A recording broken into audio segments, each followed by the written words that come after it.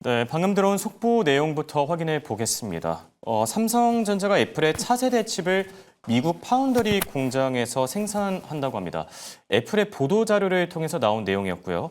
자, 현재 이번 삼성전자 칩과 관련해서 차세대 아이폰에 들어가는 이미지 센서로 추정된다 이런 얘기들까지 나오고 있습니다. 자, 그럼 이어서 글로벌 이슈들 통해서 주요 변수들과 함께 투자 인사이트 얻어보는 시간인데요. 도움 말씀의 이충광 레그넘 투자자문 대표이사와 함께합니다. 안녕하십니까? 네, 안녕하세요. 자, 오늘 첫 번째 이슈로 바이 더 딥, 그러니까 저가 매수를 준비해 주셨는데 저가 매수 어떤 관점에서 바라봐야 될까요? 저는 하반기에 이제 유일하게 남은 변동성의 원인 물가 정도 될 것 같습니다. 예. 지금 보시는 차트 중에 트럼프가 입각하기 전에 그 미국이 거래 상대국들에 부과했던 보편 실효관세 평균이 한 2.5% 정도 됐다고 그러거든요. 네. 어제 현재까지 18.3% 정도까지 끌어올렸다고 합니다. 이게 자그마치 한 3, 4개월 만에 뭐 7배 반 정도 예. 관세, 보편 관세를 끌어올린 거고 퍼센티지 포인트로 보면 한 15%포인트 급격하게 상승을 시켰죠. 그렇죠. 그러면 이 큰 폭의 관세가 상승한 거는 어떤 식으로든 경제 펀더멘털에 투영이 될 거 아니겠어요? 예, 맞습니다. 옆에 보시는 차트처럼 정답은 없습니다만 지금 시장, 연방기관 또는 뭐 골만삭스라든가 이런 IB 하우스들이 보는 게 네. 그 관세가 100이면 수출업자가 한 15% 정도 분담을 하고 미국의 수입업자가 한 30% 정도 분담하고 나머지 예. 60, 70%를 소비자가 분담을 할 거다라고 이렇게 예상을 하고 있어요. 수출업자는 빼고 국내 수입업자가 부담한다는 얘기는 그 다음 페이지가 될 텐데 예. 지난주까지 한 66% 정도 S&P 500 기업들이 실적 발표를 했습니다.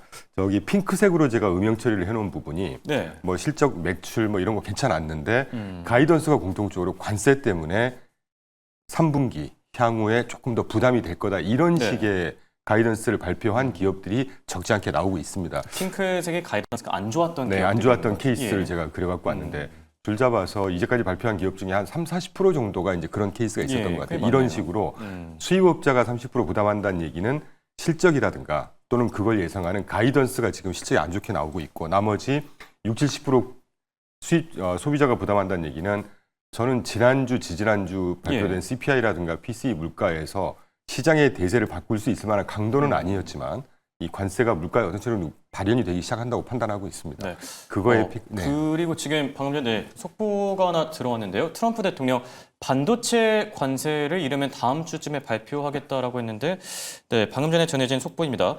미국에 들어오는 반도체 100% 관세를 부과하겠다라고 합니다.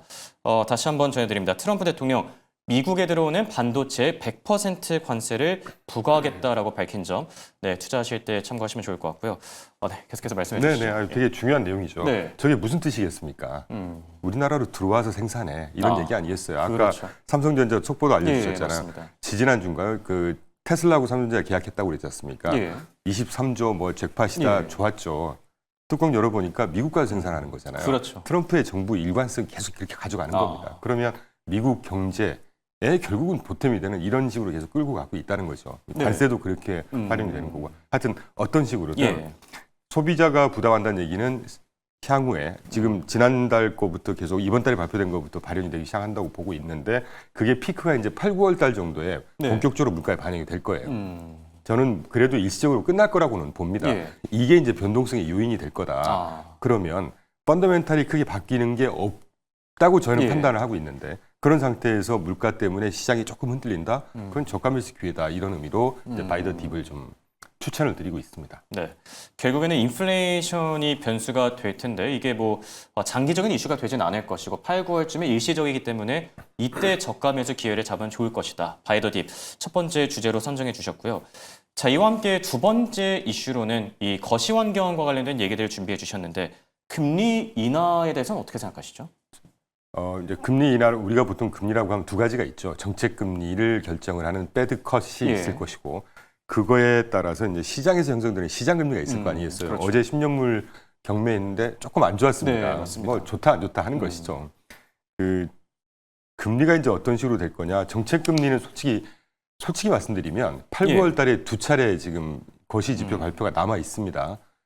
지난주까지만 고용 시장 이런 것 보고 물가 감안하면 거의 내린다 올린다보다는 동결하는 게 합리적인 판단일 거라고 판단이 됩니다. 저희가 볼 때는. 네. 그런데 이제 두 달이 남았으니까 그건 데이터를 보고 판단해야 될 것이고 다만 트럼프 정부에서 지금 시행하고 있는 몇 가지 굵직굵직한 금리 인하의 그 재료가 있죠. 예.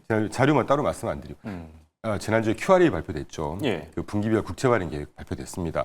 지난달에 감세안 통과됐고 5조 부채 한도 상향 조정했죠. 그럼 이제 그에 따라서 신규로 채권을 발행을 해야 돼요. 예. 그거를 7, 8, 9월 달에 월별로 단기, 중기, 장기물로 어떤 규모대로 발행을 할 거예요라고 하는 게 QRA란 말이에요. 예. 당초에 계획 같은 거죠. 당초에 저는 이제 장기물 위주로 늘 그랬으니까 예. 장기물 위주로 이렇게 배정이 많이 돼버리면 장기 금리가 확 뜰 거란 말이죠. 그건 네. 시장의 조정 요인일 거다라는 생각을 했는데 지난 2월달에 스카페센터가 오벌 오피스에서 예. 트럼프 옆에 서가지고 인터뷰하면서 정책 그 목표 한 5가지 천명을 합니다. 그 중에 가장 중요하게 강조했던 게 10년물 금리를 잡을 거라고 그랬어요. 거기에 일관된 아주 뭐 QRA가 이제 예. 반면 교사를 삼아야 된다 생각하는 그런 발표가 됐고 하반기에 1조 100억 달러 정도의 신규 발행하는데 그 중에 절반 이상 한 5,400억 달러 정도를 단기물로 계획을 해놨더라고요. 그러면 그래서 시장이 금리가 안정이 되기 시작하는 것이고 거기에 플러스 지지난달에 그 재무부 FRB죠, 죄송합니다. FRB에서 예. SLR 규제 완화라고 해서 그 보완적 레버리지 비율 규제 완화하기로 결정을 했습니다. 개정을 예. 했거든요. 그래서 스카페센터가 계속 인터뷰하고 있는 게 여름이 지나면 이 SLR 시행할 거다. 무슨 말이냐면 그 BIS에서 은행 건전성 규제 관리하기 위해서 적용했던 비율이 은행들이 갖고 있는 엑스포저 대비 최소 3% 이상은 자본금을 갖고 있어라라고 하는 건데 그거를 미국에서는 조금 더 엄격하게 규제를 하고 있었어요. 예. 대형 은행들한테는 그걸 한 많게는 7%, 평균 5에서 한 7% 정도의 더 여유 있는 그러니까 규제를 하고 있었던 걸 3.5에서 4.5로 내려주겠다는 게 SLR 규제 완화입니다. 예. 캐피탈그룹에서 전망한 자료를 예를 들어 보면 그 3.6% 정도 평균, 예. 지금 현재 5, 6%인 거를 내려주면 은행에서만 어제 뭐 10년물 인다이렉트 비도 조금 떨어졌고 외국인 투자 비중 떨어졌다고 했는데 이런 거 다 빼고 미국 은행에서만 미국 채권 또 일부 주식 예. 이런 거 살 수 있는 추가 여력이 5조에서 10조 달러가 생겨요.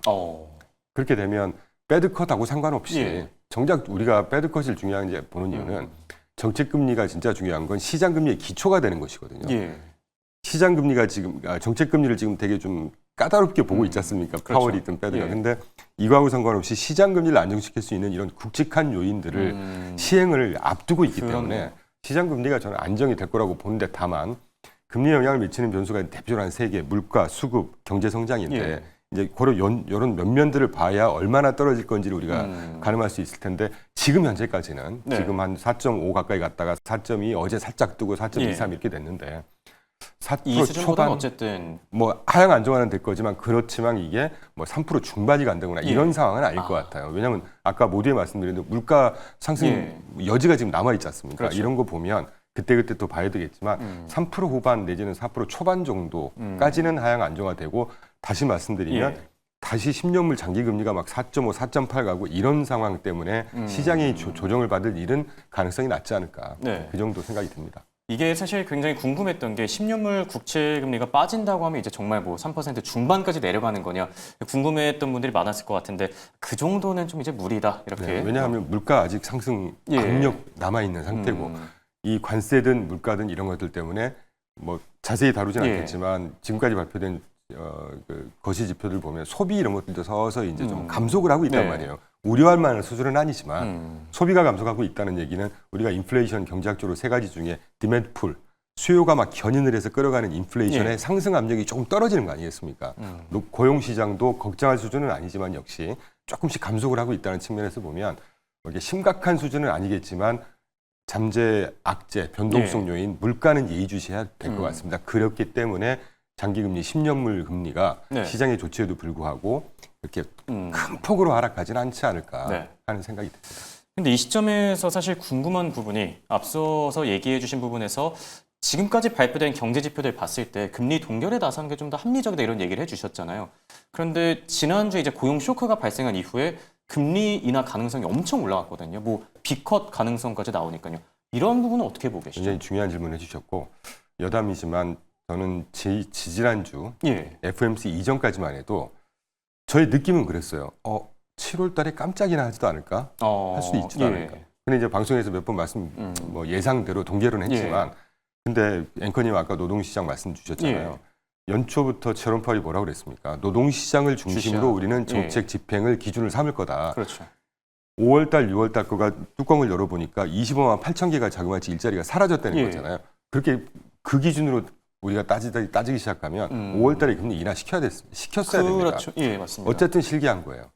제가 볼 때는 뭐 이런 이런 네. 주장이 의미는 없지만 지금 4.5 전 세계에서 정책 금리 수준이 가장 높은 수준입니다. 25bp 인하시킨다고 해서 어떤 대세 시장이 있겠습니까? 예. 그래도 상단으로 4.25예요.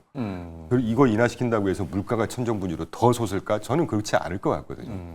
그런 의미에서 이제 9월 달에 인하 가능성이 한 80-90% 지금 올라왔는데 저는 역설적이게도 이번 노동시장 발표 이후에 예. 아까 물가도 강조드렸지만 9월 달에 금리 인하 가능성 갈수록 낮아지는 상황으로 연출이 바뀔 되지 것이다. 않을까. 예. 왜냐하면 물가가 아직 남아 있잖아요. 그렇죠. 물가가 본격적으로 발현 안 했습니다 지금. 그리고 이 그래프 꼭 한번 띄워주십시오. 예. 7월 고용 보고서라는 그래프 띄워주시는데 7월 고용 보고서요. 네, 지난주에 이제 그 고용 보고서가 안 좋으면서 시장이 발작을 일으켰다가 월요일날 하루에 이제 원상 복귀했죠. 예. 그런데 그 띄워주시는 비농업 신규 일자리 그래프를 한번 꼭 보시면 예. 이 하락하는 국면 왼쪽 그래프에서 회색 그래프 부분에 제가 빨강 점을 한 5개 그렇네요. 찍어놨습니다. 예. 그 국면을 보시면 뭔가 쭉 하락했다 올라갔다가 하락했다를 계속 반복을 하죠. 그렇네요. 예. 비농업 신규 일자리라고 하는 게 미국 시장이 조금 독특해요. 우리나라와 틀립니다.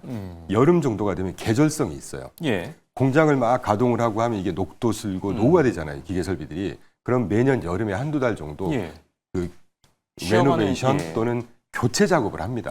그때 노동자들을 집에 가서 일단 쉬다 오세요. 그때 실업자로 잡히고요. 우리나라하고는 다르게 교사분들 미국이 네. 여름방학이 시작이 되면 다 실업자로 전환이 돼요. 그러다가 예. 계약을 하면 다시 또 계약을 해서 이제 근로자가 되고 이렇게 되는 이런 것들이 계절성이 좀 맞물리지 않았을까. 그래서 다음 달에 발표되는 비농업 신규 일자리는 조심스럽지만 이번 달보다는 예. 어느 정도 회복되는 수치가 나올 뭐 거예요. 쇼크 정도는 아닐 것이다. 그런 상황이 아니라는 거죠. 그렇게 되면 9월 달에 물가 발현이 본격적으로 된다는 전제, 네. 노동시장이 생각보다 괜찮다는 게 수치가 나와 이러면 금리 인하 가능성이 뭐 할지 안 할지는 두고 봐야 되겠지만 예. 금리 인하 가능성 그렇게 뭐 쉽게 생각할 문제는 아니지 않을까 이런 생각이 드네요. 네.